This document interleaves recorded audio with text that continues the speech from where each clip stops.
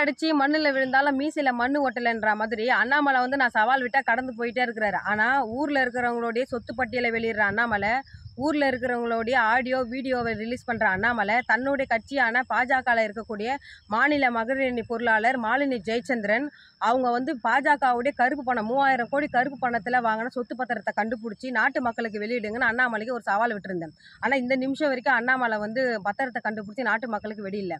ஆனால் எங்களுடைய தமிழர் முன்னேற்றப்படை சார்பாக நாங்கள் அந்த 3000 கோடி கருப்பு பணத்தில் வாங்கினேன், அதுவும் மாலினி ஜெயச்சந்திரன் பெயர்லையும் அவங்களுடைய நெருங்கிய உறவினரான எம்ஜி பாஸ்கர், மாலினி ஜெயச்சந்திரனுடைய மகன் சித்தார்த்து, மகள் சிந்துஜா இவங்க பேரில் வாங்கின அந்த சொத்து பத்திரத்தை வந்து ஏற்கனவே 3 முறை வருமான வரித்துறை இயக்குனர் அலுவலகத்தை வந்து புகாராக கொடுத்து பத்திரத்தை ஒப்படைச்சிட்டோம். இப்போ 4வது முறையாக புதுசாக கண்டுபிடிச்சதை வந்து நாளைக்கு 19/1/2024 நாளை காலை 11:30 மணி அளவில் வந்து நாங்கள் கண்டுபிடிச்சதை வந்து புகாராகவும் பத்திரத்தை ஒப்படைக்க போகிறோம். இந்த தகவலை வந்து என்னுடைய சவாலை தோத்து பண்ண அண்ணாமலைக்கும் தமிழ்நாட்டு மக்களுக்கும் தமிழ்நாட்டு ஊடகங்களுக்கும் தெரிவிச்சுக்கிறேன்.